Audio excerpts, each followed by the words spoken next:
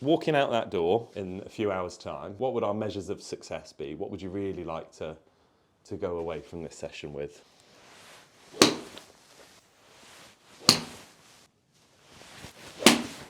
I don't get much distance, I don't think. Okay. Be able to swing with freedom, have that sequence. Yeah. Other sports you played in the past? Any? Tennis. Or still play? Yeah, cool. Tennis was my passion. Going towards the 150. Yeah, you can choose any target you like. I mean, the mat's pretty much lined up there, so why not? And how are you intending to get to the 150? Straight? Yeah. Cool. Sometimes it goes right, sometimes it goes left. Yep. And that right there, is a beautiful example of why straight is probably not the best idea. Distance-wise, carry, we're about the 140. Right. Just sort of on average, the last 5-6 shots. That's a nice one. That's the one that you like on the course. Yeah. Bit further, up nearly at the 150 on the carry. I don't know what I did differently there, though. Yeah, that's the problem. Yeah. That's where a lot of frustration, the frustrated golfer, you've just absolutely duffed one. And you're frustrated, A, because it's a bad outcome, but mostly probably because you don't know what you did different. You felt like it was the same swing as the great one yet on the previous hole, but it was a very different outcome. And then it can happen the other way, i.e. you hit an absolute perler and stick it 2 foot from the flag, and okay, yeah, you're really happy because you've got a birdie putt, whatever. Yeah. But it's somewhat infuriating because you feel like you've done the same thing as you have for the previous 17 holes and you haven't stuck it 2 foot from the flag. Yeah. And so it's actually the not really knowing what's going on or not recognising what's going on that's the infuriating part, which is also then the key to managing your golf game. Because if you do get a bit hooky in the first couple of holes, you don't just live with that hook for the rest of the round. No. You adapt, you change. I've heard people say, you never change your golf swing out on the golf course. Well, if you've hit 5 out of bounds in the first 3 holes, goodness me, you're going to change that swing on the golf course. Yeah. You'd be an idiot if you didn't. Let's play one off there. Feel a bit out of balance. Yeah, essentially because you haven't got a braking force acting back on you and you're more using your mass to shift your pressure. And what I mean by that is this. If you were on the board, how you just approach that golf swing, you'd be doing more like this. So using a big mass to shift the pressure, which as you can see is slow and laboured. And also if I want to go for it more, there comes that tipping point where I'm off. Whereas if we're using pressure, then we can use that pressure shift to shift the mass. So this extension is stabilising, whereas in your golf swing, because you've got this going early, the club is releasing almost, it's sort of happening as soon as you get into your downswing. So this left shoulder is going up, back and around. And this is the central point of your golf swing. So this is like the maximum swing radius at this point here, which is really your low point. So your mechanism for shifting more involves rotation and shift of your whole mass. So as soon as I start to do that here, look where my shoulder is going. So that is just bringing my low point up and up and up. So actually I cannot strike the ground. Well, I'll be this side, but I still can't strike the ground over here because this has gone so high. You've still got to strike a ball somehow. So what do your body's solution for that is this. It goes into flexion of the left side. And then in your finish, you do come out of it a bit, but you're in flexion through the ball, and then you come out of it a bit, but you're still in flexion. The giveaway is that your pelvis is kind of jammed into your left femur. So you are just rotating the mass into a sort of relatively inactive left leg. Whereas what we're going to look at is shifting that pressure early, quicker, and pressure rather than mass, so that you can then stabilise that pressure and then use it to push off and get this pop. So that's the drop and pop that you might have heard of, which accelerates our rotations, opens us up, transfers energy from the ground through the body to the ball, ultimately. So what we're going to do is explore that left side. If you love the coaching and want to experience the effects of the training that you see with our pupils, you can purchase the GRFI system yourself by following the link in the video description. You'll get all the equipment and a 2-hour download covering all the fundamentals, exploring your movement and how you can use the ground and create those all-important ground reaction forces and transfer them through to club head speed and experience the gains that you're seeing in the videos. And then look at the sort of upper body mechanics to go with those potentially new lower body mechanics. Can I take your club for a second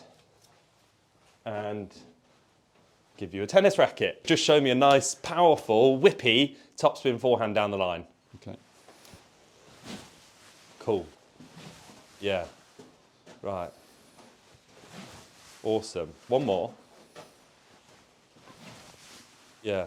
Nice. So you're doing it a slightly different way. I'm not assessing your tennis technique, but it's interesting what that left side's doing. That was good. I'll refer back to that later, don't worry. Without the racket, 'cause it's too low in here, show me a serve.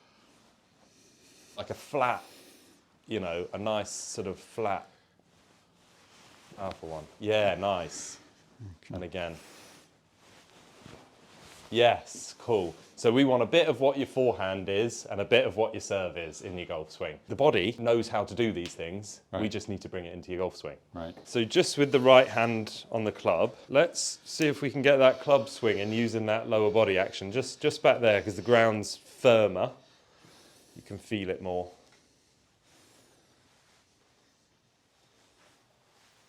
Can you feel how actually you're using the ground to let the club swing? Yeah.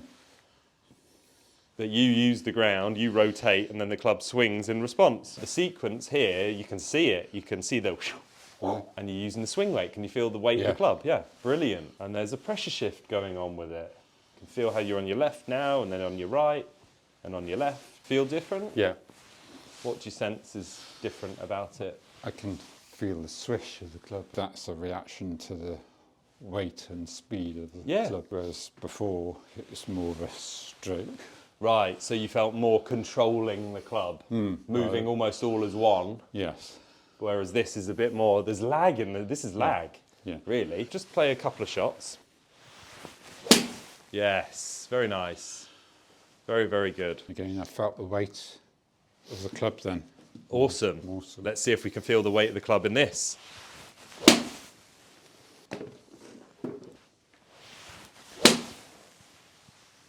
Nice. Let's step on this board. So no club to start with. And let's see if we can get the board tipping from side to side. Yeah. What we've got here is using quite a lot of mass, and also you're sort of extending your leg to do this, aren't you? Yeah. You're trying to bang the board by extending the leg. What we're going to do is recognise tipping the board in flexion. Right. So we're actually going to go down to tip the ball. So what we're going to do is we are just going to flex, and it will result in what feels like sort of sitting down a little bit. So that's extending. So you're trying to bang there. You're still trying to extend and bang the board there. So what we're going to do is go into a bit of a squat. So if we were off the board, we'd just be like this. Right. We'd just step off the board, and just mini squat. Don't go too deep. There you go. That's perfect. That is literally it. So we're going to do that. Yes. See how it starts to tip? That's it.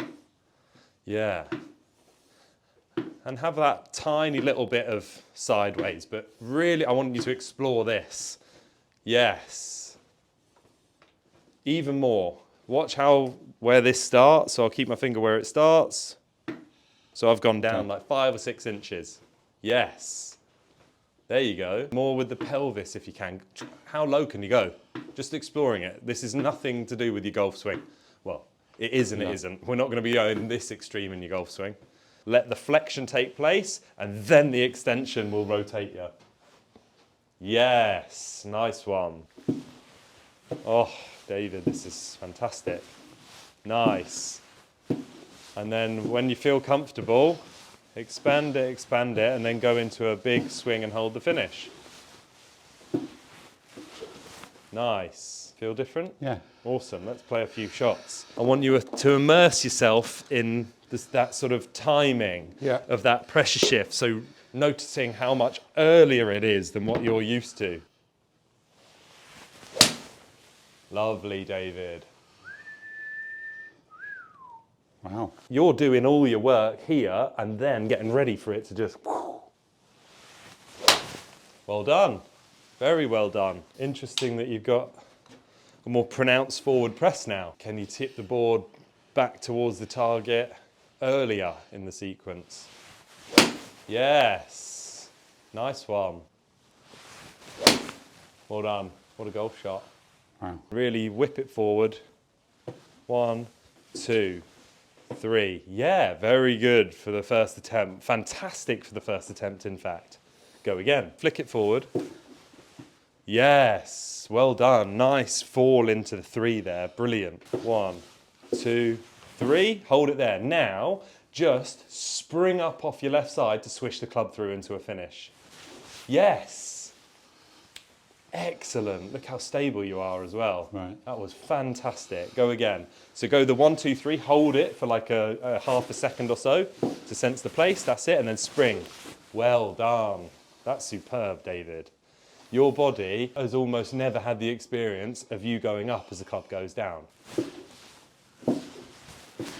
Nice. Very nice. Have a go with the ball. Oh, what a golf shot. The whip on that, the recoil at the end was, you could see it. You were like way open at the point of, Wow. you can just leave that club so late. That club's going to be coming like next week. Oh, there it is. Wow. We're up at sort of somewhere between 155 and 160, which is awesome. So now, yeah, dropping into that 3 out to the right. Fantastic. Look at that for a golf shot. Perfect.